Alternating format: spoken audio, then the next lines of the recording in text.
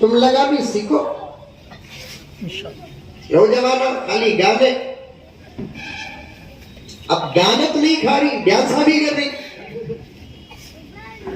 ऐसा हलाल करता है मोरगन को लखवा मारा हला था। मैं हजरत की तकरीर बड़ी इल्मी तकरीर थी, इस्लाही तकरीर थी, संजीदा तकरीर थी, लेकिन मेरे इलाज का अंदाज ही कुछ अलग है।